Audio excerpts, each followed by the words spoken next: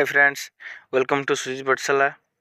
आज आम क्लास 8 जो नूतन बही मिलता सामाजिक विज्ञान अध्ययन भारत ओ आम पृथ्वी तार आज प्रथम अध्याय आज आम डिस्कसन करवा तार क्वेश्चन आंसर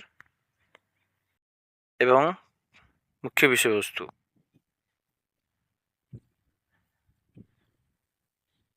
प्रथम अध्याय प्राकृतिक संबल और तार व्यवहार है कि नहीं।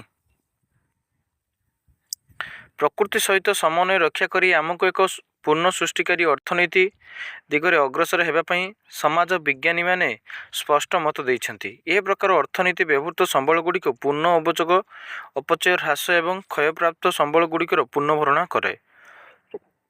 आमको प्रकृतिर अंतर्निहित ज्ञान को फेरी जावाक पड़िबो, जहाँ समस्त संबलर अंतिम पूर्ण सृष्टिकारी और पूर्ण चक्रकारी अटे। किए लिखिछन्ति एटा? क्रिस्टियन फिग्यूरेस और टॉम रिवेट कानार्क।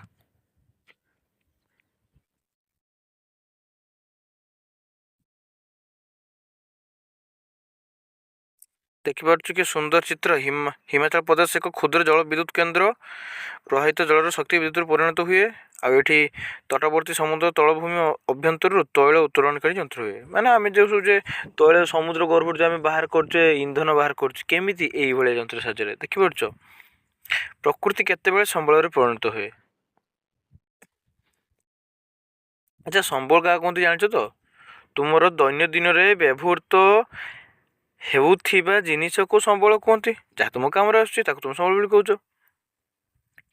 मनुष्य द्वारा सृष्टि होई नथिबा परिवेश अंतर्गत समस्त सजीव और निर्जीव प्रस्वरूप गुड़िक समाहार ही प्रकृतिर अन्यतम अर्थ। प्रकृति सेतेबेले संबल रूप निए जेतेबेले मनुष्य बंचाई प्रकृतिर नूतन द्रव्य सृष्टि करे और तार उपभोग करे। उदाहरणस्वरूप वृक्षलता गुड़िक परिवेश अंश भाव मनुष्य बिना स्वाधीन भाव तिष्ठि रही था। आम गछ काटी तार काठ को विभिन्न गृह उपकरण परिणत कले ही यह संबल परिणत हुए। अधिकांश समय यही उपादान गुड़िक सहजरे उपलब्ध हो न था। उदाहरण स्वरूप समुद्र सज्जरे बहुत तले गच्छित थिबा पेट्रोलियम उत्तोलन पर आवश्यक प्रजुक्ति विद्यार अभाव, उत्तोलन खर्चर अत्यधिक किंबा देवस्थली उद्यान गुड़िक को गछ काटिबा सांस्कृतिक दृष्टिकोण संग्रह ग्रहणीय हो न था। तेणु प्रौद्योगिक दृष्टिकोण सुगम्य और अर्थनैतिक दृष्टिकोण यथार्थ सांस्कृतिक दृष्टिकोण ग्रहणयोग्य पदार्थ गुड़िक संबल भाव विवेचना कर। पृथ्वी संबल एक भंडार, मात्र अधिकांश संबल सृष्टि लक्ष लक्ष वर्ष समय लगी। मनुष्य एगुड़ी को नहीं व्यवहार करने शिखी। एथिरे सहजरे उपलब्ध होउथिबा जलवायु मृत्तिका एवं सहजरे उपलब्ध हो नथिबा कोयला और पेट्रोल मूल्यवान पत्थर धातव खनिज काठ इत्यादि संबल अंतर्भुक्त। देखिपारछ तो आम यह बुझिलु प्रकृति तो सबकि आमको देछि, तो बिना प्रकृति बिना आम कि पाइपर ना। यहाँ पुणी लक्ष लक्ष वर्ष समय लगी संबल परिणत होगापी। देखिपारछ मौमाछी प्रस्तुति मऊ फेणा मृदु कर्षण द्वारा भूमि निकटस्थ परिसंस्थार कम बाधा सृष्टि हुए एवं माटिर उर्वरता बजाय रहे। मन रख, पृथ्वीर अनेक आदिम आदिवासी परंपरार प्रकृति को पवित्र बोली विवेचना करा जाए। तुम्हें ए विषय आगुरी पढ़ीच। ए सब परंपरार प्रकृति पालन और पोषक अटे। यह प्रतिबिंबित करुथिबा किछि प्रथा विषय तुम्हें जान कि?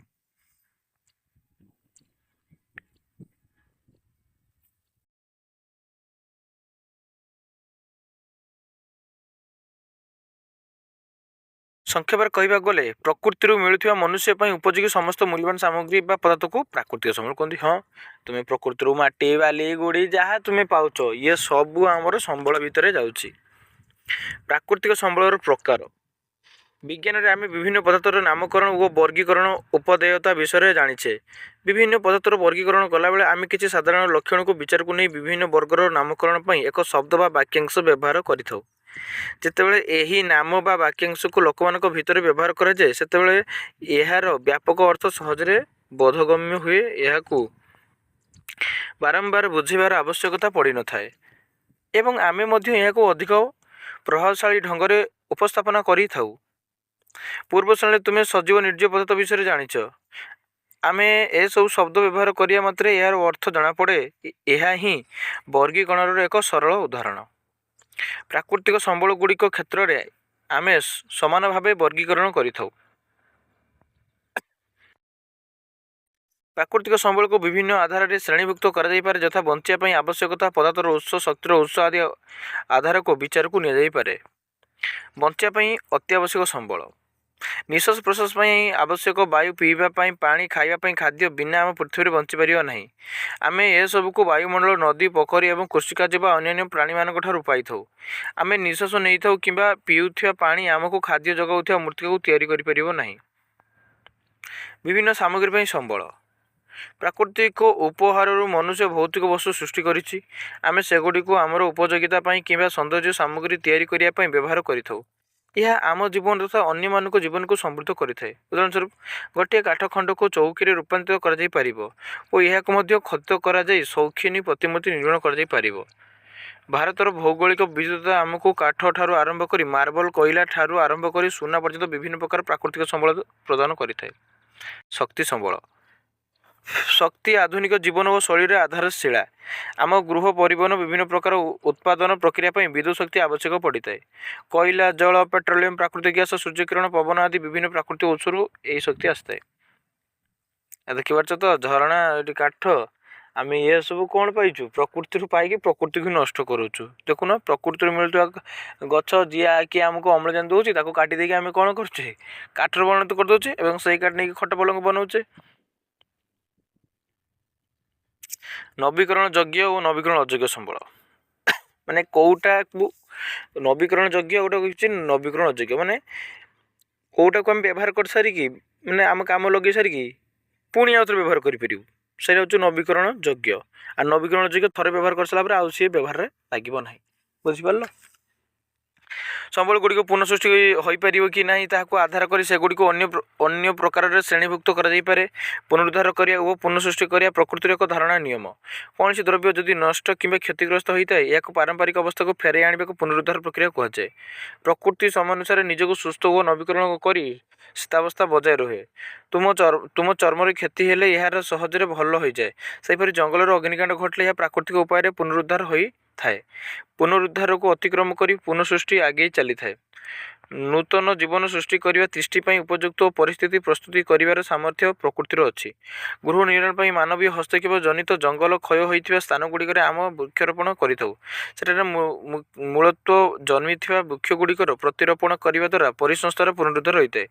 ବୃକ୍ଷଗୁଡ଼ିକୁ ବିଭିନ୍ନ ପକ୍ଷୀ, ଗୁଣ୍ଡୁଚି, ମୂଷା ଓ ଅନ୍ୟାନ୍ୟ ପ୍ରାଣୀମାନଙ୍କୁ ଖାଦ୍ୟ ଆଶ୍ରୟ ପ୍ରଦାନ କରେ ଓ ଜୀବନ ପୁନଃସଞ୍ଚିତ ହୁଏ।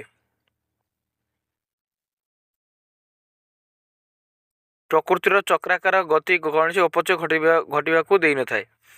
ମନେ କରାଯାଉ, ଜଙ୍ଗଲରେ ଏକ ଗଛ ମରି ପଡ଼ିଛି।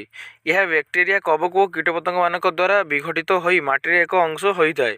ମୃତ୍ତିକାକୁ ସମୃଦ୍ଧ କରେ। ପୁନଶ୍ଚ ମୃତ୍ତିକାରୁ ନୂତନ ଗଛ ସୃଷ୍ଟି ହୁଏ ଓ ବଡ଼ ହୁଏ। ଶେଷରେ କିଛି ଗଛ ପୁଣି ପଡ଼ିଯାଏ ଓ ଚକ୍ରଗତି ପୁନର୍ବାର ଆରମ୍ଭ ହୁଏ। ଏଗୁଡ଼ିକୁ ପୁନରୁଦ୍ଧାର ଏବଂ ପୁନଃସୃଷ୍ଟି ଜନିତ ପ୍ରଚଳିତ ନୀତିର ଉଦାହରଣ। ଏବେ ଆସିଲା ନବୀକରଣ ଯୋଗ୍ୟ ସମ୍ବଳ। ସମୟାନୁକ୍ରମେ ନବୀକରଣ ଯୋଗ୍ୟ ସମ୍ବଳଗୁଡ଼ିକୁ ଉପରୋକ୍ତ ବୈଶିଷ୍ଟ୍ୟମାନ ସୂଚିତ କରେ। ଭାରତର ଅଧିକାଂଶ ସ୍ଥାନରେ ପ୍ରଚୁର ସୂର୍ଯ୍ୟକିରଣ ଉପଲବ୍ଧ ହୋଇଥାଏ ଓ ନିୟମିତ ବର୍ଷା, ହିମବାହ ତରଳିବା ଯୋଗୁଁ ନଦୀଗୁଡ଼ିକରେ ଜଳ ପ୍ରବାହ, ଜଙ୍ଗଲର ପୁନଃସୃଷ୍ଟି, ମୃତ୍ତିକାର ପୁନରୁଦ୍ଧାର ଇତ୍ୟାଦି ପ୍ରାକୃତିକ ପ୍ରକ୍ରିୟାରେ ସଂଗଠିତ ହୋଇଥାଏ। ସୌରଶକ୍ତି, ପବନ ଶକ୍ତି ଓ ପ୍ରବାହିତ ଜଳରୁ ଉତ୍ପନ୍ନ ଶକ୍ତି, ଜଙ୍ଗଲରୁ କାଠ ଆଦିର ଧାରଣୀୟ ପରିଚାଳନା ବିନା ସେଗୁଡ଼ିକୁ ନବୀକରଣ ଯୋଗ୍ୟ ସମ୍ବଳ ହୋଇପାରିବେ ନାହିଁ। ନବୀକରଣ ଯୋଗ୍ୟ ସମ୍ବଳ ନିମ୍ନୋକ୍ତ ସର୍ତ୍ତ ଉପରେ ପର୍ଯ୍ୟବସିତ। ଏହା ପୁନରୁଦ୍ଧାର ବା ପୁନଃସୃଷ୍ଟିର ପ୍ରାକୃତିକ ନିୟମକୁ ପ୍ରତିହତ କରୁ ନଥିବା ଆବଶ୍ୟକ। ଜଙ୍ଗଲରେ ଗଛ ସୃଷ୍ଟି ତୁଳନାରେ ଆମେ ଅଧିକରୁ ଅଧିକ କାଠ କାଟିଲେ ଶେଷରେ ଜଙ୍ଗଲ ସମ୍ପୂର୍ଣ୍ଣ କ୍ଷୟ ହୋଇଯିବ। ମନୁଷ୍ୟ ଏହି ଦାୟିତ୍ୱହୀନତା କାର୍ଯ୍ୟ ପାଇଁ ପ୍ରକୃତିରେ କିଭଳି ଅନେକ ଚକ୍ରାକାର ଗତି ବାଧାପ୍ରାପ୍ତ ହୋଇଛି ତାହା ବୈଜ୍ଞାନିକମାନେ ଲୋକଲୋଚନକୁ ଆଣୁଛନ୍ତି। ଅନେକ ଗୁଡ଼ିଏ କାରକ ସମ୍ମିଳନୀ ଭାବେ କାର୍ଯ୍ୟ କରୁଛନ୍ତି। ଆମେ ଅନୁଭବ କରୁଥିବା ଅତ୍ୟଧିକ ତାପମାତ୍ରା ବୃଦ୍ଧିର ଦୁଇଟି କାରଣ ହେଉଛି ଜୀବାଶ୍ମ ଇନ୍ଧନ ଭିତ୍ତିକ ଶିଳ୍ପାୟନ ଏବଂ କୃଷି ଅନ୍ୟାନ୍ୟ ଉଦ୍ଦେଶ୍ୟରେ ଜଙ୍ଗଲ କ୍ଷୟ। ହଁ, ଆଜିକା ଡେଟ୍ରେ ଗରମ କାହିଁକି ହେଉଛି? ତୁମେ ଦେଖୁଛ, ଆଜିକା ଅବେଳରେ ବର୍ଷା ହେଉଛି, ଶୀତ ଦିନରେ ଶୀତ ଲାଗୁନି, ଗରମ ଦିନରେ ଗରମ ନାହିଁ, ବର୍ଷା ହେଉଛି, ବର୍ଷା ଦିନରେ ବର୍ଷା ନାହିଁ, ଗରମ ହେଉଛି। କାହିଁକି? ଋତୁ କାହିଁକି ପରିବର୍ତ୍ତନ ହେଉଛି? ନା, ୟାର ମୁଖ୍ୟ କାରଣ ହେଲା ଗ୍ଲୋବାଲ୍ ୱାର୍ମିଂ। ହଁ କି ନାହିଁ? ଆଉ ଗ୍ଲୋବାଲ ୱାର୍ମିଂର ମୁଖ୍ୟ କାରଣ ତ କହିଲା ଜୀବାଶ୍ମ ଇନ୍ଧନ, ଆଉ ଗୋଟେ ରହିଲା କ'ଣ କୃଷି ଅନ୍ୟାନ୍ୟ ଉଦ୍ଦେଶ୍ୟରେ ଜଙ୍ଗଲ କ୍ଷୟ। ତ ଦୟାକରି ତୁମେ ଯେତେ ପାରୁଛ ରିଭର୍ସିବୁଲ ୟୁଜେସ୍ କର, ବୁଝିପାରିଲ। ପ୍ଲାଷ୍ଟିକ ଠାରୁ ଦୂରେଇ ରୁହ। ତାପ ବୃଦ୍ଧି କାରଣରୁ ହିମାଳୟରେ କେତେକ ସ୍ଥାନରେ ହିମବାହର ଗଳନ ହାର ବର୍ଷଣ ଦ୍ୱାରା ପୁନର୍ଭରଣଠାରୁ ଅଧିକ ରହୁଛି। ଏହାର ପ୍ରଭାବ ହିମାଳୟ ଜଳ ଉତ୍ସ ଉପରେ ନିର୍ଭର କରୁଥିବା ସମତଳ ବାସିନ୍ଦାଙ୍କ ଉପରେ ପଡ଼ୁଛି। ମନେ ରଖ, ସାଧାରଣତଃ ମାଛ ସଂଖ୍ୟକ ସୁରକ୍ଷା ପାଇଁ ପ୍ରଜନନ ଋତୁରେ ମାଛ ଧରିବାକୁ ନିବୃତ୍ତ ରହିବା ଭଳି ପ୍ରଥା ବିଭିନ୍ନ ଗୋଷ୍ଠୀମାନଙ୍କ ମଧ୍ୟରୁ ପାରମ୍ପରିକ ଭାବେ ରହିଥିଲା। ମାତ୍ର ବାଣିଜ୍ୟିକ ଭିତ୍ତିରେ ମାଛ ଧରା ଯୋଗୁଁ ମତ୍ସ୍ୟ ସମ୍ପଦର ଅଧିକ ଶୋଷଣ ହେଲା। ଉଦାହରଣ ସ୍ୱରୂପ ଟୁନା ପ୍ରଜାତି ମାଛ ସଂଖ୍ୟାର ଦ୍ରୁତ ହ୍ରାସ ଯୋଗୁଁ ଏହି ମାଛ ଧରିବା ଉପରେ ନିୟନ୍ତ୍ରଣ ଲାଗୁ ହେଲା। ତଥାପି ଛୋଟ ଛୋଟ ମାଛ ଓ ଚିଙ୍ଗୁଡ଼ିକୁ ଖାଦ୍ୟ ଭାବରେ ଗ୍ରହଣ କରି ସାମୁଦ୍ରିକ ପରିସଂସ୍ଥାକୁ ସନ୍ତୁଳିତ ରଖୁଥିବା ଏହି ପ୍ରଜାତିର ମାଛ ସଂଖ୍ୟା ହ୍ରାସ ପାଇବାରେ ଲାଗିଛି। ଆମର ଇଆଡ଼େ ଟୁନା ଫିସ୍, ଯେଟାକୁ ଆମେ ଇଆଡ଼େ ଫିରକି ମାଛ ବୋଲି କହିଥାଉ। ପ୍ରାକୃତିକ ପରିସଂସ୍ଥାରେ ସନ୍ତୁଳନ ରକ୍ଷା ପାଇଁ କିଛି ପାରମ୍ପରିକ ପ୍ରଥା ବିଷୟରେ ତୁମେ ଜାଣିଛ କି? ଆମେ ବ୍ୟବହାର କରୁଥିବା ବିଭିନ୍ନ ସାମଗ୍ରୀ ଉତ୍ପାଦନ ପାଇଁ ଶିଳ୍ପର ଆବଶ୍ୟକତା ରହିଛି। ଶିଳ୍ପାୟନରୁ ଉତ୍ପନ୍ନ ବର୍ଜ୍ୟବସ୍ତୁ ମୁଖ୍ୟତଃ ନଦୀ ଓ ଅନ୍ୟାନ୍ୟ ଜଳାଶୟରୁ ନିଷ୍କାସିତ ହୋଇଥାଏ। ଅଧିକାଂଶ ସମୟରେ ଏହି ବର୍ଜ୍ୟବସ୍ତୁ ଅପଘଟିତ ହୋଇ ନ ପାରିବାରୁ କୌଣସି ଜୀବର ଖାଦ୍ୟ ଭାବେ ବ୍ୟବହୃତ ହୋଇନଥାଏ। ଫଳତଃ ପ୍ରକୃତିର ପୁନରୁଦ୍ଧାର ଓ ପୁନଃସୃଷ୍ଟି ଚକ୍ରରେ ବ୍ୟାଘାତ ସୃଷ୍ଟି ହୁଏ। ନଦୀ ତଥା ଜଳାଶୟ ବିଷାକ୍ତ ହୋଇଯାଏ ଓ ଜୀବନ ପାଇଁ ଅନୁକୂଳ ହୋଇନଥାଏ। ମନେ ରଖ, ପରିସଂସ୍ଥାର କାର୍ଯ୍ୟ ଓ ପରିସଂସ୍ଥାର ସେବା। ପ୍ରକୃତି ନିଜସ୍ୱ ଅନ୍ତର୍ନିହିତ ଢଙ୍ଗରେ କାର୍ଯ୍ୟ କରେ। ଉଦାହରଣ ସ୍ୱରୂପ ବୃକ୍ଷମାନେ ପ୍ରାକୃତିକ ଭାବରେ ଅମ୍ଳଜାନ ଉତ୍ପାଦନ କରନ୍ତି ହେଲା। ସେତେବେଳେ ଆମେ ତାକୁ ପରିସଂସ୍ଥା ବା କହିଥାଉ। ଆମେ ଏହାକୁ ଏପରି ଭାବରେ ମଧ୍ୟ ଭାବିପାରିବା ଯେ ଜଙ୍ଗଲ ପ୍ରାକୃତିକ ଭାବରେ ଜଳକୁ ସ୍ୱଚ୍ଛ କରେ ଓ ମୃତ୍ତିକା କ୍ଷୟକୁ ରୋକେ, ପ୍ରାଣୀମାନଙ୍କ ପାଇଁ ବାସସ୍ଥାନ ଯୋଗାଇଥାଏ। ଆମେ ଏହାକୁ ପରିସଂସ୍ଥା କାର୍ଯ୍ୟ କହୁ। ଯେତେବେଳେ ଆମେ ସେହି ଜଙ୍ଗଲ ଯୋଗୁଁ ସ୍ୱଚ୍ଛ ଜଳ, ଉର୍ବର ଚାଷ ଜମି ଏବଂ ପରାଗୀକୃତ ଫସଲକୁ ଉପକୃତ ହେଉ, ସେତେବେଳେ ଆମେ ପ୍ରକୃତିରୁ ପରିସଂସ୍ଥା ସେବା ପାଇଥାଉ। ଗୋଟିଏ ପରିପକ୍ୱ ବୃକ୍ଷ ଦୈନିକ ପ୍ରାୟ 275 ଲିଟର ଅମ୍ଳଜାନ ଉତ୍ପାଦନ କରେ। ମାନେ ଗୋଟେ ପୂର୍ଣ୍ଣ ଗଛ ଯାହାର ଡାଳ ପତ୍ର ଫୁଲ ପୁରା ଝଙ୍କାଳିଆ ଗଛ ହେଇଥିବ, ସେ ଦିନକୁ ଆମକୁ କେତେ ଦେଉଛି? 275 ଲିଟର ଅମ୍ଳଜାନ ଦେଉଛି। ଏହି ଉତ୍ପାଦନ ବୃକ୍ଷର ପ୍ରକାର ଉପରେ ନିର୍ଭର କରି ଭିନ୍ନ ଭିନ୍ନ ହୋଇଥାଏ। ଜଣେ ମନୁଷ୍ୟ ଦୈନିକ ପ୍ରାୟ 350 ଲିଟର ଅମ୍ଳଜାନ ଆବଶ୍ୟକ କରିଥାଏ। ଏହି ଆବଶ୍ୟକ ମନୁଷ୍ୟର ପରିଶ୍ରମ ଉଚ୍ଚତା ଓ ଓଜନ ଭିତ୍ତିରେ ଅଲଗା ହୋଇଥାଏ। ଭାଇ କ'ଣ କହିଲା ସେ? ଜଣେ ମନୁଷ୍ୟ ଦୈନିକ 350 ଲିଟର ଅମ୍ଳଜାନ। ତାହେଲେ ଆମକୁ ତ ମିନିମମ୍ ମାନେ ଗୋଟେ ଲୋକକୁ ମିନିମମ୍ 2ଟି ଗଛ ଲଗାଇବା ଦରକାର। ଦେଲେ ହିଁ ପରିବେଶ ସ୍ୱଚ୍ଛ ରହିପାରିବ। ଆଜିରୁ ତୁମେ ଶପଥ କର ଯେ ତୁମେ ବାଡ଼ିରେ ତୁମ ଜନ୍ମଦିନରେ ଅତି କମ୍ରେ ଗୋଟିଏ ଗଛ ଲଗାଇବ।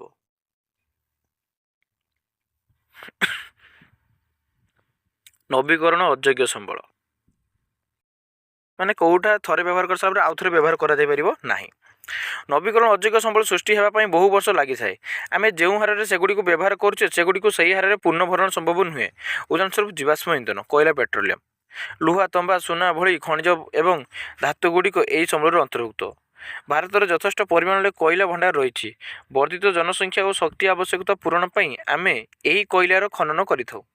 ତେବେ ଭାରତରେ ଗଚ୍ଛିତ ଥିବା କୋଇଲା ଭଣ୍ଡାର ଆଉ 50 ବର୍ଷ ପର୍ଯ୍ୟନ୍ତ ରହିପାରେ ବୋଲି ଆକଳନ କରାଯାଇଛି। କ୍ରମାଗତ ଜନସଂଖ୍ୟା ବୃଦ୍ଧି, ବିକାଶ କାର୍ଯ୍ୟ ତ୍ୱରାନ୍ୱିତ ହେବା ଯୋଗୁଁ ଦିନକୁ ଦିନ ବିଦ୍ୟୁତ୍ ଶକ୍ତିର ଚାହିଦା ବୃଦ୍ଧି ପାଇବାରେ ଲାଗିଛି। ଯେ ପର୍ଯ୍ୟନ୍ତ ଏହାର ସ୍ଥାୟୀ ବିକଳ୍ପ ବ୍ୟାପକ ଭାବରେ ଉପଲବ୍ଧ ହୋଇନାହିଁ, ସେ ପର୍ଯ୍ୟନ୍ତ ଆମେ ଗଚ୍ଛିତ ଥିବା କୋଇଲାର ଯଥୋଚିତ ବ୍ୟବହାର କରିବାକୁ ହେବ। ପ୍ରାକୃତିକ ସମ୍ବଳଗୁଡ଼ିକୁ ବଣ୍ଟନ ଏବଂ ଏହାର ପ୍ରଭାବ। ପ୍ରାକୃତିକ ସମ୍ବଳଗୁଡ଼ିକୁ ପୃଥିବୀରେ ବିଭିନ୍ନ ପ୍ରାନ୍ତରେ କିମ୍ବା କୌଣସି ଦେଶ ଭିତରେ ସମାନ ଭାବରେ ବଣ୍ଟନ ହୋଇନାହିଁ। ଏହି ଅସମାନ ବଣ୍ଟନ ମାନବ ବସତି, ବାଣିଜ୍ୟର ପ୍ରକାରଭେଦ, ଆନ୍ତର୍ଜାତିକ ସମ୍ପର୍କ ସଂଘର୍ଷକୁ ରୂପ ଦେଇଥାଏ। ଏହି ପ୍ରାକୃତିକ ସମ୍ବଳ ଉପରେ ଅଧିକାର ବାସ୍ତବ୍ୟ କରିବା ପାଇଁ ଅତୀତରେ ଅନେକ ଯୁଦ୍ଧ ହୋଇଛି ଏବଂ ଏବେ ମଧ୍ୟ ଅନେକ ଯୁଦ୍ଧ ଜାରି ରହିଛି। ତୁମେ ଦେଖିପାରୁଛ, ଏଇଟା ହେଲା ଆମ ଓଡ଼ିଶାର ତାଳଚେରରେ ପ୍ରବଳ ମାତ୍ରାରେ କୋଇଲା ରହିଛି ନାହିଁ, ଆଉ କେଉଁଝରରେ ରହିଛି।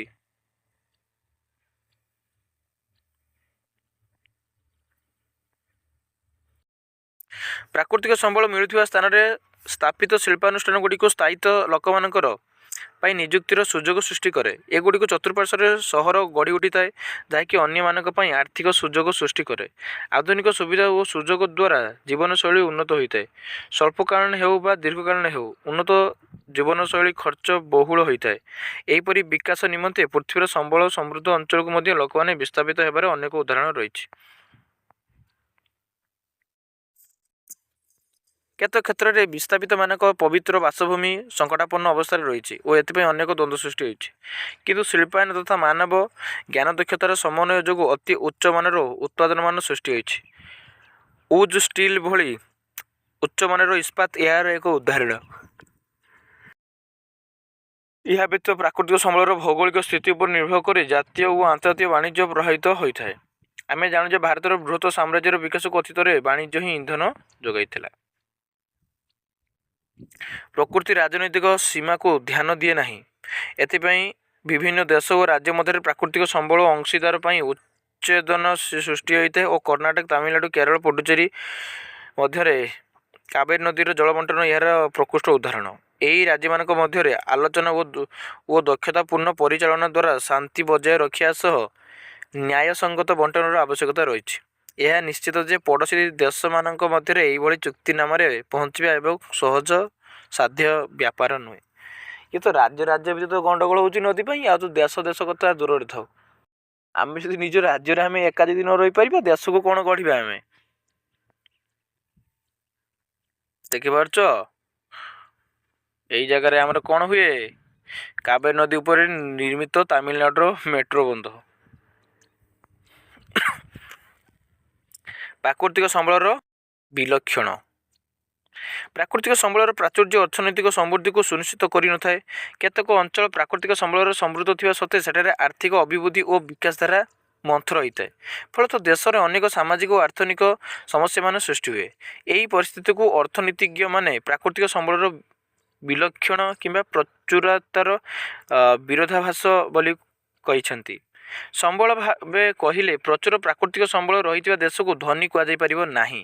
ବହୁ କ୍ଷେତ୍ରରେ ସମ୍ବଳକୁ ଉଚ୍ଚ ମୂଲ୍ୟର ଉତ୍ପାଦନରେ ପରିଣତ କରିବାକୁ ଆବଶ୍ୟକ ଶିଳ୍ପ ବିକାଶ ଦେଶର ଆର୍ଥିକ ପରିସ୍ଥିତି ଯୋଗୁଁ ସମ୍ଭବ ହେଉନାହିଁ। ଏହି ପୁସ୍ତକର ଶେଷରେ ଦିଆଯାଇଥିବା ଉତ୍ପାଦନର କାରକ ଅଧ୍ୟାୟ ବିଷୟରେ ଅଧିକ ବୁଝିପାରିବ। ସମ୍ବଳର ସଂରକ୍ଷଣ ଏବଂ ଏହାର ଧାରଣୀୟତା ମଧ୍ୟରେ ସନ୍ତୁଳନ ରକ୍ଷା ତଥାପି ଏକ ଆହ୍ୱାନ ହୋଇ ରହିଛି। ପ୍ରାକୃତିକ ସମ୍ବଳ ସମ୍ବନ୍ଧରେ ଯଥାର୍ଥ ଜ୍ଞାନ ଓ ଏହାର ସୁପରିଚାଳନା ବିଷୟରେ ଆମେ ପ୍ରଥମେ ଜାଣିବା ଦରକାର। ତେବେ ମଣିଷର ବୋଧଶକ୍ତି ଓ ଦୁଃଶାସନ ଏବଂ ଉପଯୁକ୍ତ ଯୋଜନା ଉପରେ ହିଁ ଏହାର ସ୍ଥାୟୀ ଲାଭ ଓ ତତ୍କାଳ ଲାଭ ନିର୍ଭର କରିଥାଏ। ମଣିଷ ନିଜର କ'ଣ ନିଜର ସ୍ୱାର୍ଥ ପାଇଁ ସେ ସବୁକିଛି କ'ଣ କରୁଛି? ନଷ୍ଟ କରିଦେଉଛି ପ୍ରକୃତିକୁ। ପ୍ରାକୃତିକ ସମ୍ବଳର ଦାୟିତ୍ୱ ସମ୍ପନ୍ନ ଓ ସୁବିନିଯୋଗର ସୁରକ୍ଷିତ ପରିଚାଳନା। ପୃଥିବୀରେ ଜୀବନ ତିଷ୍ଠିବା ପାଇଁ ଆମେ ପ୍ରକୃତିକୁ ସମ୍ମାନ କରିବା ଆବଶ୍ୟକ। ପ୍ରାକୃତିକ ସମ୍ବଳର ସୁବ୍ୟବସ୍ଥିତ ଉପଯୋଗ ଦ୍ୱାରା ନବୀକରଣ ଯୋଗ୍ୟ ସମ୍ବଳର ପୁନରୁଦ୍ଧାର ଓ ପୁନଃସୃଷ୍ଟି ଓ ନବୀକରଣ ଅଯୋଗ୍ୟ ସମ୍ବଳର ଯଥୋଚିତ ଓ ଦାୟିତ୍ୱ ସମ୍ପନ୍ନ ବ୍ୟବହାର ସମ୍ଭବ ହେବ। ଏ ବିଷୟରେ ଅଧ୍ୟୟନ କରୁଥିବା ବୈଜ୍ଞାନିକମାନେ ଚେତାବନୀ ଦେଇଛନ୍ତି ଯେ ପ୍ରାକୃତିକ ସମ୍ବଳର ଦାୟିତ୍ୱହୀନ ବ୍ୟବହାର ଦ୍ୱାରା ପ୍ରଦୂଷଣ, ଜୈବ ବିବିଧତା କ୍ଷତି ଏବଂ ଜଳବାୟୁ ପରିବର୍ତ୍ତନ ଘଟୁଛି। ଆଜିକାଲି ଏହି ଘଟଣାର ଅଧିକରୁ ଅଧିକ ଭାବେ ସଂଘଟିତ ହେଉଛି। ଏବେ ସେଟା ନବୀକରଣ ଯୋଗ୍ୟ ସମ୍ବଳର ପୁନରୁଦ୍ଧାର ଓ ପୁନଃସୃଷ୍ଟି। ଆମେ କେମିତି ସମ୍ବଳକୁ ଆଉ ଥରେ ବ୍ୟବହାର କରିକି ସୃଷ୍ଟି କରିପାରିବା, ଦେଖିବା। କ୍ରମାଗତ ବ୍ୟବହାର ବୃଦ୍ଧି ଯୋଗୁଁ ପ୍ରାକୃତିକ ସମ୍ବଳକୁ ଆମେ କିପରି ପୁନଃସୃଷ୍ଟି କରିପାରିବା କ୍ଷମତା ବାହାରକୁ ନେଇଯାଇଛେ ତାହାର ଦୁଇଟି ଉଦାହରଣ ଏଠାରେ ଦିଆଯାଇଛି। ଆମ ଦେଶର ଅନେକ ଚାଷୀ ଜଳସେଚନ ଉଦ୍ଦେଶ୍ୟରେ ଭୂତଳ ଜଳ ଉତ୍ତୋଳନ କରନ୍ତି। ଅନେକ ରାଜ୍ୟରେ ଅଧିକ ପରିମାଣରେ ଉତ୍ତୋଳନ ହେବା କାରଣରୁ ଭୂତଳ ଜଳସ୍ତର ପୁନଃଭରଣ ତୁଳନାରେ ଅଧିକ ନିମ୍ନଗାମୀ ହେଉଛି। ସମୟାନୁକ୍ରମେ ଭୂତଳ ଜଳର ଅଭାବ ଓ ବୃଦ୍ଧି ପାଇବାରେ ଲାଗିଛି ଏବଂ ଏହାର ଉପଲବ୍ଧତା ହ୍ରାସ ଯୋଗୁଁ ଜଳ ଉତ୍ତୋଳନ ବ୍ୟୟବହୁଳ ହେଉଛି। ପୂର୍ବାନୁମାନ କରାଯାଇଛି ଯେ ଆମର ବୈଦୁଷ୍ଣ ସହରଗୁଡ଼ିକରେ ଭୂତଳ ଜଳ ଶୀଘ୍ର ଶେଷ ହୋଇଯିବ। ସୁତରାଂ ଭୂତଳ ଜଳର ବୃଦ୍ଧି ନିମନ୍ତେ ଅନେକ ପ୍ରତିକାରମୂଳକ ପଦକ୍ଷେପ ଆରମ୍ଭ କରାଯାଇଛି। ଏଥିପାଇଁ ଜଳ ଅମଳର ବିଭିନ୍ନ ପାରମ୍ପରିକ ପଦ୍ଧତି, ପୋଖରୀ, ବିଭିନ୍ନ ଜଳାଶୟ ଗୁଡ଼ିକରେ ପୁନରୁଦ୍ଧାର, ପାଣିର ଅପଚୟ ହ୍ରାସ ଓ ପ୍ରକ୍ରିୟାକରଣ ପୁନର୍ବ୍ୟବହାର ଭଳି କିଛି ରଣନୀତି ଗ୍ରହଣ କରାଯାଉଛି। ଦେଖ, ତମକୁ ଗୋଟେ କଥା କହୁଛି, ସହରରେ ପାଣିର ଅଭାବ କାହିଁକି ରହୁଛି ଜାଣିଛ କାହିଁକି? ଆରେ ସହର ତ ସବୁ ଜାଗାରେ ପକ୍କା ହେଇଗଲା, ବାଲି ସିମେଣ୍ଟ ପକାଇ ତ ପକ୍କା କରିଦେଲେ। ତ ବର୍ଷା ହେଲେ ବର୍ଷା ପାଣିଟା ସିନା ଭୂତଳକୁ ଗଲେ ସିନା ସେ ଜାଗାରୁ ପାଣିଟା ତୁମେ ଟ୍ୟୁବୱେଲ୍ ବା ସେଲୋ ମାଧ୍ୟମରେ ସିନା ପାଣିଟା ଉପରକୁ ଉଠି ପାରିବ। ସେ ଜାଗାରେ ତ ମାନେ କ'ଣ ମାଟି ହିଁ ନାହିଁ, ସବୁ ତ ପକ୍କା ପାଣି ଯିବ କାଳେ ଡ୍ରେନ୍ରେ ପଳେଇଗଲା, ଆଉ ପାଣି ଆସିବ କେଉଁଠି? ସେହିପରି ରାସାୟନିକ ସାର ଓ କୀଟନାଶକର ଅନୁପଯୁକ୍ତ ବ୍ୟବହାର ଦ୍ୱାରା ମୃତ୍ତିକା ଅବକ୍ଷୟ ହେଉଛି। ପାରମ୍ପରିକ କୃଷି ପଦ୍ଧତି ମୃତ୍ତିକାକୁ ପୃଥିବୀ ମାଆର ଅଂଶ ବୋଲି ବିବେଚନା କରୁଥିଲା। ସେ ସମୟରେ ଗୋବର ଅନ୍ୟାନ୍ୟ ପ୍ରାକୃତିକ ସାରର ବ୍ୟବହାର, ମୃତ୍ତିକା ଆଚ୍ଛାଦନ, ବହୁ ଫସଲ ଭିତ୍ତିକ କୃଷି ପଦ୍ଧତି ଆଦି ଅଭ୍ୟାସଗୁଡ଼ିକୁ ମୃତ୍ତିକା ପରିଚାଳନାକୁ ବ୍ୟବସ୍ଥିତ କରିଥିଲା। ବର୍ତ୍ତମାନ ସମୟରେ ଆମକୁ ପୁନଃ ଏହି ପଦ୍ଧତି ଗୁଡ଼ିକ ଶିଖିବାକୁ ହେବ ଯେ ପ୍ରୟୋଗ କରିବାକୁ ପଡ଼ିବ। ଏହାଦ୍ୱାରା ମୃତ୍ତିକାକୁ ପୁନର୍ଭରଣ ଓ ପୁନର୍ଜୀବିତ କରି ଅବକ୍ଷୟକୁ ରୋକାଯାଇପାରିବ। ଆଉ ଆଜିକାଲି ଡେଟ୍ ତୁମେ ତ ଦେଖୁଛ ମୃତ୍ତିକାରେ କେମିତି ରାସାୟନିକ ସାର ପକାଇକି ତାକୁ କେମିତି ବଞ୍ଜର ହେଉଛି, କେମିତି ପଥର ଭଳିଆ ହେଇଯାଉଛି। ତ ସେଥିପାଇଁ ଆମକୁ କ'ଣ କରତେ ପଡ଼ିବ ନା ଆମକୁ ରାସାୟନିକ ସାର ଯେତେ କମ୍ ବ୍ୟବହାର କରିବା ସେତେ ଭଲ ଆମ ପାଇଁ। ଭୂତଳ ଜଳର ଅତ୍ୟଧିକ ବ୍ୟବହାର ପଞ୍ଜାବର ଏକ ଘଟଣା। ପଞ୍ଜାବର ଉର୍ବର ସମତଳ ଭୂମିରେ ଭୂତଳ ଜଳର ହ୍ରାସ ଯୋଗୁଁ ଉତ୍କୃଷ୍ଟ ଜଳ ସଙ୍କଟ ଦେଖାଦେଇଛି। ଆମ ଜନସଂଖ୍ୟାର ଏକ ବୃହତ ଅଂଶକୁ ଖାଦ୍ୟ ଯୋଗାଉଥିବା ପଞ୍ଜାବ ସବୁଜ ବିପ୍ଳବର ଅନ୍ତୁଳିଶାଳ। ଭାରତକୁ ଖାଦ୍ୟ ସ୍ୱାବଲମ୍ବୀ କରିବାରେ ଏହି ରାଜ୍ୟ ମୁଖ୍ୟ ଭୂମିକା ଗ୍ରହଣ କରିଥିଲା।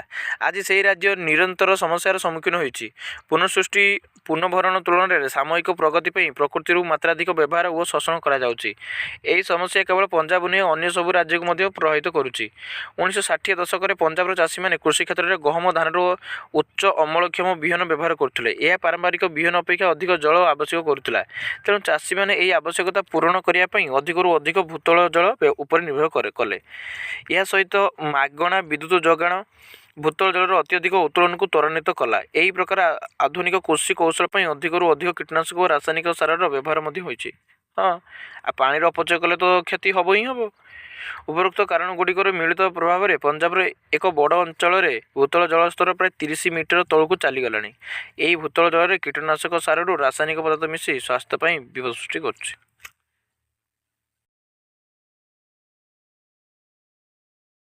ପଞ୍ଜାବର ପ୍ରାୟ 80% ଅଞ୍ଚଳରୁ ଅତ୍ୟଧିକ ଶସ୍ତ ଅଞ୍ଚଳରେ ଭାବରେ ଶେଷଭୁକ୍ତ କରାଯାଇଛି। ଅନ୍ୟ ଅର୍ଥରେ କହିବାକୁ ଗଲେ ଯେ ଆମେ ଭୂତଳ ଜଳର ପୁନରୁଦ୍ଧାର ଏବଂ ସମ୍ଭାବ୍ୟ ପୁନଃସୃଷ୍ଟି ଅପେକ୍ଷା ଅଧିକ ଜଳ ଉତ୍ତୋଳନ ବ୍ୟବହାର କରୁଛୁ।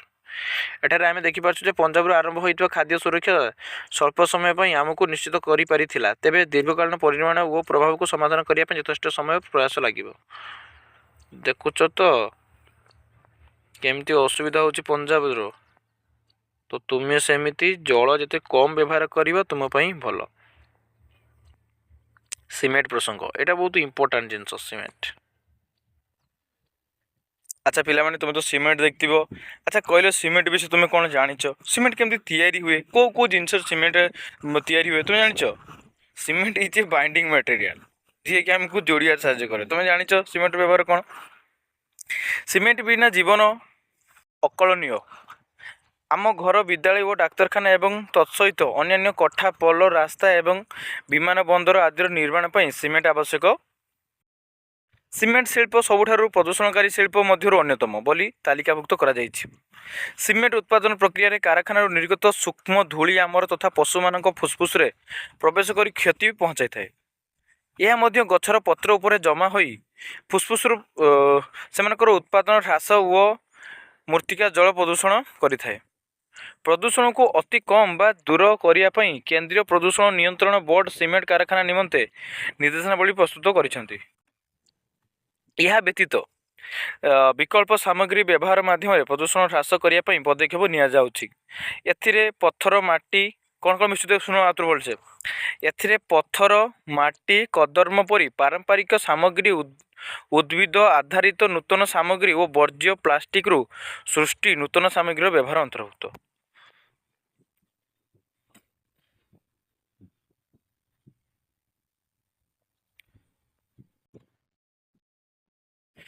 ଏବେ ପାରମ୍ପରିକ ଦ୍ରବ୍ୟ ଓ ପଦ୍ଧତିଗୁଡ଼ିକୁ ଆଧୁନିକ ପ୍ରଯୁକ୍ତିବିଦ୍ୟା ସହିତ ମିଶାଇ କମ୍ ପ୍ରଦୂଷଣକାରୀ ଧାରଣୀୟ ସାମଗ୍ରୀ ସୃଷ୍ଟି କରାଯାଉଛି।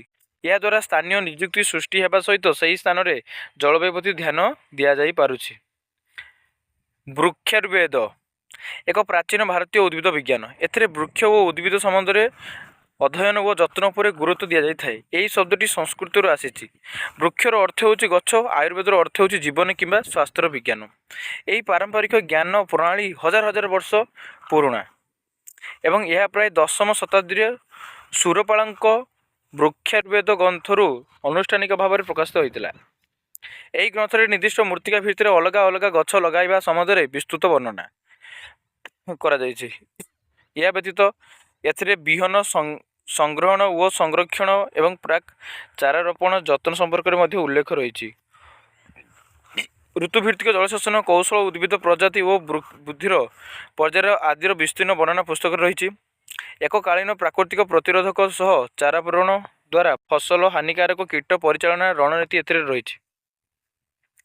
ଏହି ପ୍ରକାରର ଧାରଣୀୟ କୃଷି ମୃତ୍ତିକାର ସ୍ୱାସ୍ଥ୍ୟ ବଜାୟ ରଖିବା ପାଇଁ ପର୍ଯ୍ୟାୟଭିତ୍ତିକ ମିଶ୍ରିତ କୃଷିରୁ ପ୍ରୋତ୍ସାହିତ କରିଥାଏ।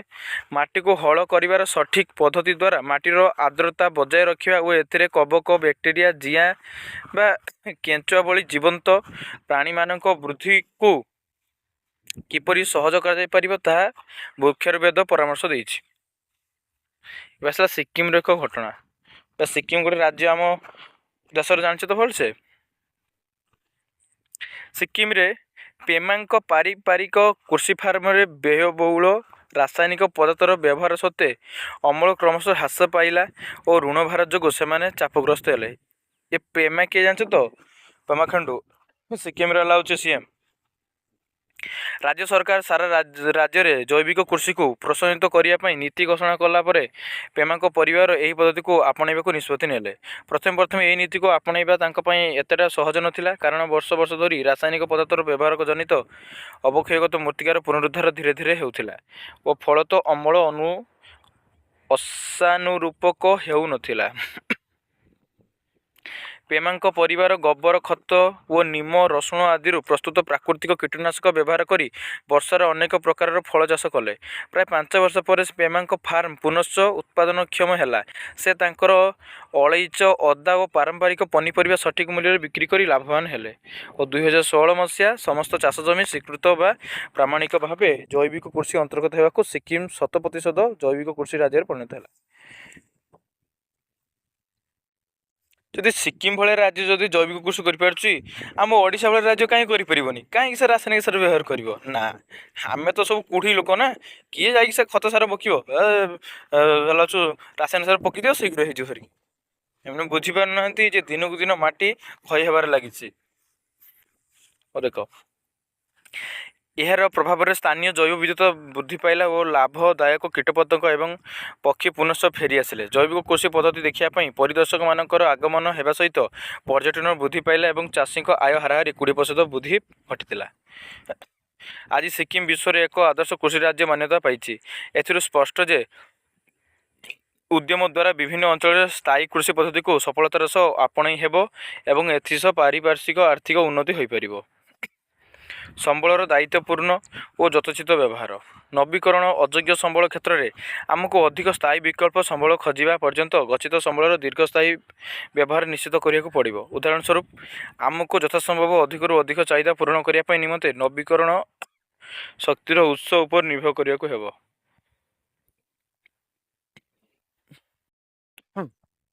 ତୁମେ ଦେଖୁଛ, ରାଜସ୍ଥାନରେ ତ ଆମେ ଗଛ ଲଗାଇପାରିବାନି, ତ ସେଠି ଶକ୍ତି ଉତ୍ପାଦନ କରିପାରିବା କେମିତି? ସୋଲାର ମାଧ୍ୟମରେ। ଦେଖ ସରକାର କେମିତି ସୋଲାର ଲଗାଇଛନ୍ତି ସେଠି। କର୍ଣ୍ଣାଟକ ରାୟଚୁର ନିକଟସ୍ଥ ସୌର ଫାର୍ମ। ଆନ୍ତର୍ଜାତିକ ସୌର ମେଣ୍ଟ ବା ନବୀକରଣ ଯୋଗ୍ୟ ଶକ୍ତିରେ ଭାରତର ନେତୃତ୍ୱ। 2015 ମସିହାରେ ଭାରତ ଓ ଫ୍ରାନ୍ସ ମିଶି ସୌରଶକ୍ତି ପାଇଁ ଏକ ଆନ୍ତର୍ଜାତିକ ମେଣ୍ଟ ଗଠନ କରିଥିଲେ। ସୌର ରଶ୍ମିରେ ସମୃଦ୍ଧ ଦେଶଗୁଡ଼ିକରେ ସୌରରଶ୍ମି ବ୍ୟବହାର ପାଇଁ ପ୍ରତିବଦ୍ଧତା ଏହି ମେଣ୍ଟର ଉଦ୍ଦେଶ୍ୟ ଥିଲା। ବିକାଶଶୀଳ ରାଷ୍ଟ୍ରଗୁଡ଼ିକର ସୌର ପ୍ରକଳ୍ପର ଉନ୍ନତି ନିମନ୍ତେ ଭାରତ କୋଟି କୋଟି ଡଲାର ନିବେଶ ସହିତ ବୈଷୟିକ ସହାୟତା ପ୍ରଦାନ କରିଛି। ଏହାଦ୍ୱାରା ସୁଲଭ ଆର୍ଥିକ ବିକଳ୍ପ ସୃଷ୍ଟି ହୋଇପାରିଛି। ଭାଡଲା ସୌର ପ୍ରକଳ୍ପ ଭାରତର ସୌର ମହତ୍ୱାକାଂକ୍ଷାର ଏକ ଉଜ୍ଜ୍ୱଳ ପ୍ରତୀକ। ଆମ ଦେଶ କିପରି ପାରମ୍ପରିକ ଶକ୍ତି ଉତ୍ସରୁ ନବୀକରଣୀୟ ବିକଳ୍ପରୁ ପ୍ରତିବର୍ତ୍ତିତ ହୋଇଛି ଏହା ଦର୍ଶାଉଛି। ଭାରତୀୟମାନଙ୍କ ପାଇଁ ଏହି ମେଣ୍ଟ ଉଭୟ ପରିବେଶଗତ ଦାୟିତ୍ୱ ଓ ଆର୍ଥିକ ସୁଯୋଗକୁ ପ୍ରତିନିଧିତ୍ୱ କରେ। ଜଳ, ସ୍ୱଳ୍ପ ବାୟୁ ଭଳି ମୌଳିକ ସମ୍ବଳଗୁଡ଼ିକର ବଣ୍ଟନ ଓ ସମସ୍ତଙ୍କ ପାଇଁ ସୁଲଭ୍ୟ କରିବା ସମୟରେ କେହି ଯେପରି ଏଥିରୁ ବଞ୍ଚିତ ନ ହୁଅନ୍ତି ତାହା ପ୍ରତି ସଚେତନ ନେବାକୁ ପଡ଼ିବ। ଅଧିକାଂଶ ସହରାଞ୍ଚଳରେ ପର୍ଯ୍ୟାପ୍ତ ପରିମାଣରେ ପାନୀୟ ଜଳ ମିଳି ନଥାଏ। ଶିଳ୍ପାୟନ ଓ ଜୀବାଶ୍ମ ଇନ୍ଧନର ବହୁଳ ବ୍ୟବହାର ଯୋଗୁଁ ବାୟୁମଣ୍ଡଳର ଅଧିକରୁ ଅଧିକ ପ୍ରଦୂଷିତ ହେଉଛି। ଏହିସବୁ ବିପତ୍ତିରୁ ନିଜକୁ ରକ୍ଷା କରିବାରେ ଅସମର୍ଥ ଲୋକମାନେ ବିଶେଷ ଭାବେ ପ୍ରଭାବିତ ହେଉଛନ୍ତି। ପ୍ରକୃତି ସହିତ ଆମର ନିବିଡ଼ ସମ୍ପର୍କ ଅତୀତରୁ ରହିଆସିଛି। ତେଣୁ ପ୍ରାକୃତିକ ସମ୍ବଳର ସୁରକ୍ଷା, ସ୍ଥାୟିତ୍ୱ, ପୁନଃସୃଷ୍ଟି, ପୁନରୁଦ୍ଧାର ପରିଚାଳନାରେ ଆମକୁ ଯତ୍ନବାନ ହେବାକୁ ପଡ଼ିବ। ମାନବ କଲ୍ୟାଣ ପାଇଁ ପ୍ରତ୍ୟେକ ନିଜର ବ୍ୟକ୍ତିଗତ ଇଚ୍ଛାକୁ ଅତିକ୍ରମ କରି ସମସ୍ତଙ୍କର ମଙ୍ଗଳ କରିବାରେ ଆବଶ୍ୟକତା ସମ୍ବନ୍ଧରେ ଭଗବାନ ଗୀତାରେ ଲୋକ ସଂଗ୍ରହଣରେ ଉଲ୍ଲେଖ ଅଛି। ଏହାକୁ ଗମ୍ଭୀରତାର ସହିତ ବିଚାର କରିବାକୁ ସମୟ ଉନ୍ମୋଚିତ ହୋଇନାହିଁ କି? ଆମେ କ'ଣ ଶିଖିଲେ? କ'ଣ ଶିଖିଲ କୁହ? ଏତେ ତ ପଢ଼ିଲି, କ'ଣ ଶିଖିଲ କୁହ? ନା ପ୍ରକୃତିରେ ଦେଖାଯାଉଥିବା ସାମଗ୍ରୀ ପଦାର୍ଥ ଗୁଡ଼ିକୁ ପ୍ରାକୃତିକ ସମ୍ବଳ ଓ ଏଗୁଡ଼ିକୁ ମାନବ ଜାତି ପାଇଁ ମୂଲ୍ୟବାନ। ସମ୍ବଳ ଗୁଡ଼ିକ ବିଭିନ୍ନ ଭାବରେ ଶ୍ରେଣୀଭୁକ୍ତ ହୋଇ କରାଯାଇପାରେ। ତନ୍ମଧ୍ୟରୁ ବ୍ୟବହାର ଦୃଷ୍ଟିରୁ ନବୀକରଣ ଯୋଗ୍ୟ ଏବଂ ନବୀକରଣ ଅଯୋଗ୍ୟ ଏବଂ ଶ୍ରେଣୀ ବିଭାଗ। ପ୍ରଯୁକ୍ତି ବିଦ୍ୟା ଓ ଦକ୍ଷତା ବିକାଶ ମାଧ୍ୟମରେ ଆମେ ସମ୍ବଳର ବିଲକ୍ଷଣ ସମସ୍ୟାର ସମାଧାନ କରିପାରିବା।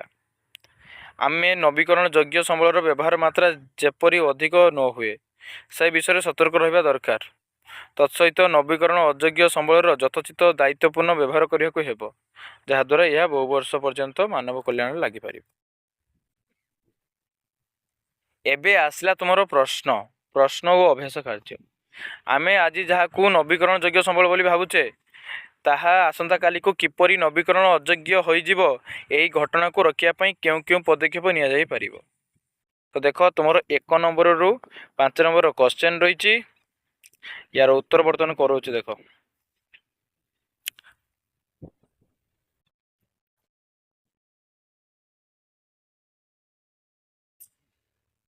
ଉତ୍ତର ଲେଖିପାରିବା। ଜଳ, ମୃତ୍ତିକା ଓ ଜଙ୍ଗଲ ଭଳି ନବୀକରଣ ଯୋଗ୍ୟ ସମ୍ବଳର ଯଦି ଅବିବେକୀ ଭାବେ ବ୍ୟବହାର କରାଯାଏ, ତେବେ ଏହାର ଭଣ୍ଡାର ପ୍ରଭାବିତ ହୋଇପାରେ। ଉଦାହରଣ ସ୍ୱରୂପ, ଜଳର ଅତ୍ୟଧିକ ଅପବ୍ୟବହାର ଓ ପ୍ରଦୂଷଣ ଯୋଗୁଁ ଆଜି ବିଶ୍ୱର ଅନେକ ସ୍ଥାନରେ ସ୍ୱଚ୍ଛ ଜଳର ଅଭାବ ଦେଖାଦେଲାଣି, ଯାହା ଭବିଷ୍ୟତରେ ଏହାକୁ ଏକ ସୀମିତ ସମ୍ବଳରେ ପରିଣତ କରିପାରେ। ଆଚ୍ଛା, ଆକୁ ଆମେ ରୋକିବା କେମିତି? ପ୍ରିଭେନ୍ସନ୍। ସମ୍ବଳର ମିତବ୍ୟୟୀ ବ୍ୟବହାର କରିବା, ମାନେ ବହୁତ କମ୍ ବ୍ୟବହାର କରିବା। ବ୍ୟାପକ ବୃକ୍ଷରୋପଣ କରିବା ଓ ଜଳ ସଂରକ୍ଷଣ ପ୍ରତି ଧ୍ୟାନ ଦେବା। ସମ୍ବଳର ଅପଚୟ ରୋକିବା ସହ ଏହାର ପୁନର୍ବ୍ୟବହାର ଉପରେ ଗୁରୁତ୍ୱ ଦେବା। ମାନେ ଆମେ ଯେଉଁ ସମ୍ବଳକୁ ନଷ୍ଟ କରିଦେଉଛେ, ତାକୁ ଆଉଥରେ କେମିତି ବ୍ୟବହାର କରିପାରିବା, ତା ଉପରେ ଆମେ କ'ଣ କରିବା? ଧ୍ୟାନ ଦେବା। 2 ନମ୍ବର କ୍ୱେଶ୍ଚନ୍, ମନୁଷ୍ୟର ସେବାରେ ଆସୁଥିବା 5ଟି ପରିସଂସ୍ଥା କାର୍ଯ୍ୟକାରୀ ନାମ ଲେଖ। କ'ଣ କ'ଣ ସେଇଟା?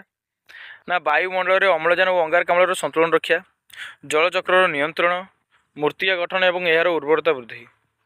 3ଟା ଆଉ 2ଟା।